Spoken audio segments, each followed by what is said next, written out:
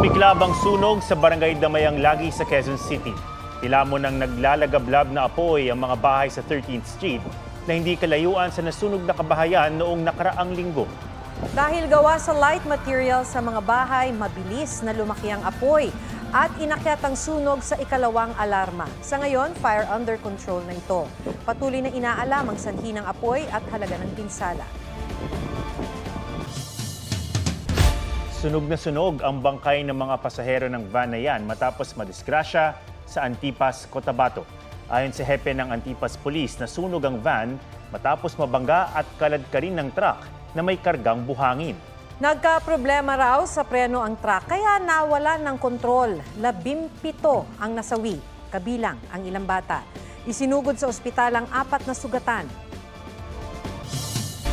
2 driver sa Parañaque Integrated Terminal Exchange ang nagpositibo sa random drug test. Isinagawa ang drug test para matiyak ang kaligtasan ng mga pasahero, lalo ngayong halos fully booked na ang mga biyahe doon. May live report si Katrina Son. Katrina? Maki, Atom, Lunes pa lang, pero nahirapan na ang ilang mga pasahero na uuwi sa kanilang mga probinsya na bumili ng kanilang tiket dito sa Parañaque Integrated Terminal Exchange o PITX.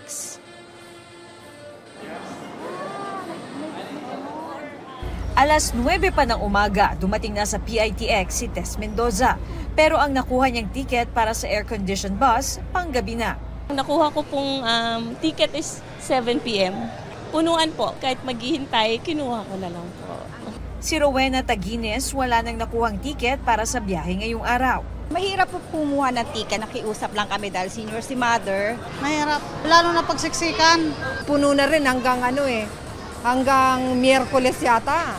Ayon sa pamunuan ng PITX, halos fully booked na ang mga biyahe kaya mas maganda raw na magpa-reserve ng mga tiket. Meron tayong mga naka-standby na additional buses at ang LTFRB nangako na mag-i-issue ng mga special permits kung kinakailangan.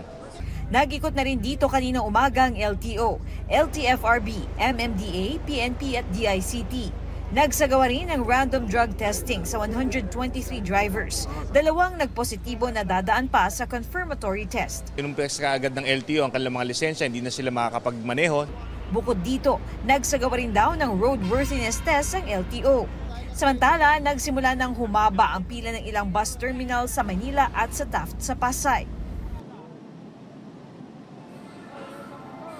Maki, Atom, as of 9 p.m. nga kanina ay umabot na sa mahigit 127,000 ang mga pasahero na nagpunta rito sa PITX. Maki, Atom?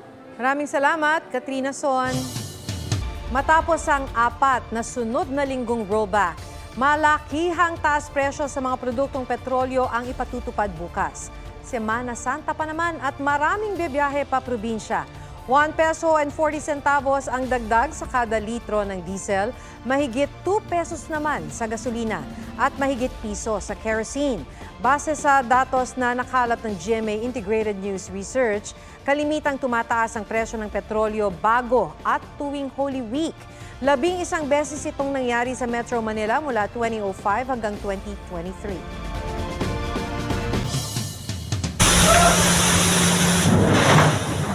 Animoy hinahagupit ng bagyo ang mga tauhang ito ng Philippine Navy na sakay ang resupply ship na unay sa May 4. Ang iba nasusuka na sa tubig. Hindi biro ang pinsalang idinulot ng 1 oras na pag-water cannon sa kanila ng 2 barko ng China Coast Guard.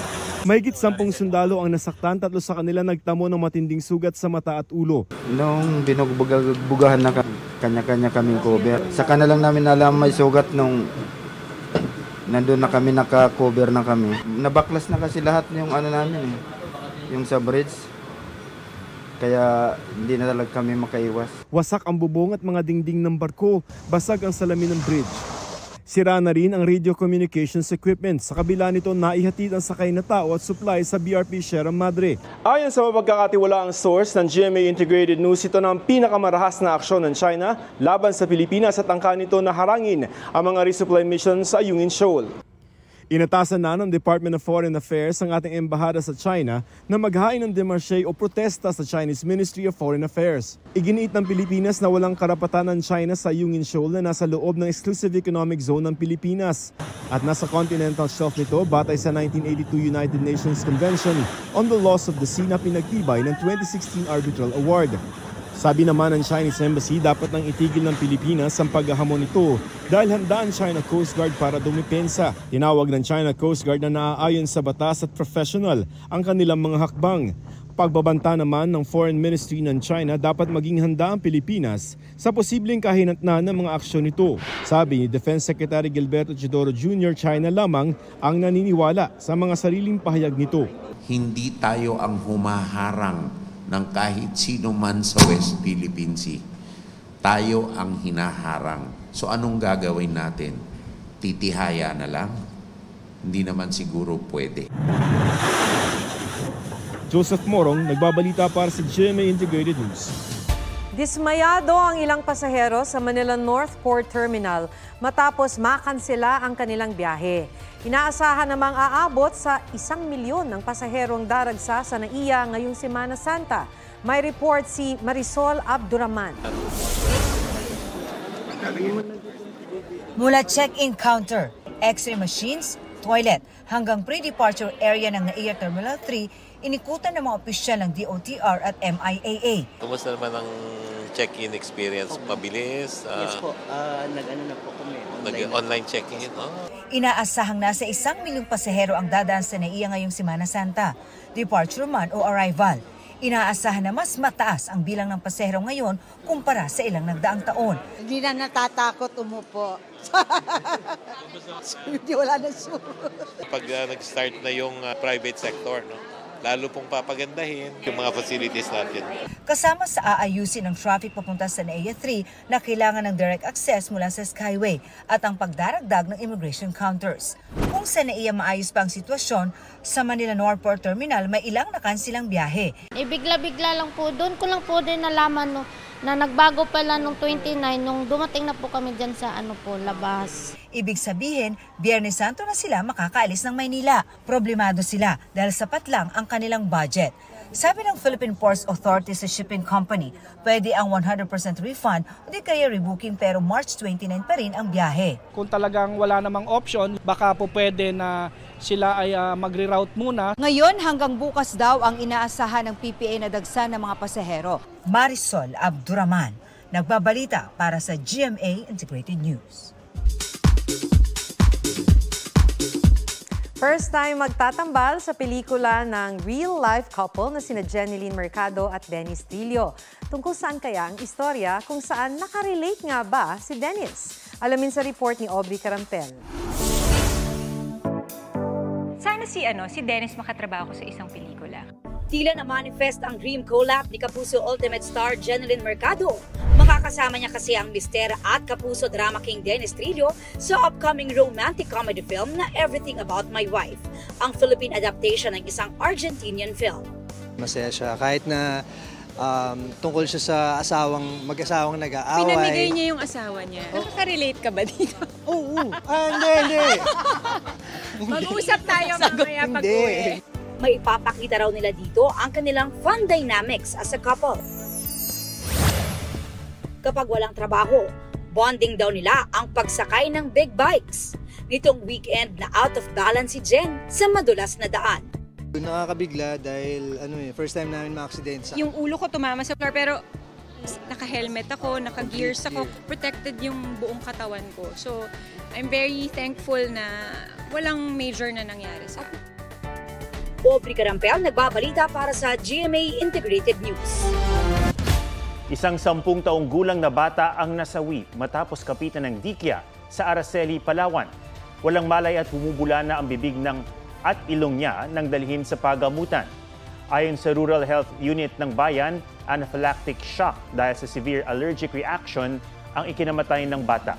Ito raw ang unang kaso ng pagkamatay dahil sa dikya na naitala sa bayan ng Araceli.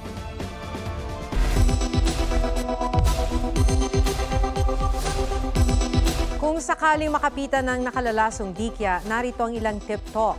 Agad tumawag sa kinauukulan tulad ng Philippine Red Cross na may hotline na 143. Hugasan o ibabad sa suka ang bahagi ng katawan na may jellyfish sting sa loob ng 20 minuto para matanggal ang sakit. Alisin ang mga naiwang galamay ng jellyfish kung meron man. Kung walang mainit na tubig, mag-apply ng cold pack sa bahagi ng dinikitan. Obserbahan ang anumang pagbabago sa biktima. Kung kinakailangan, bigyan ng CPR ang biktima.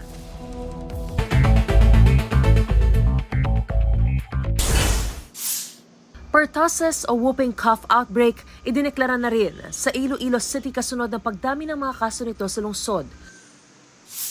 Dahil sa dumaraming kaso ng pertussis sa bansa, pagbabakuna sa mga sanggol, pinagding pa ng DOH.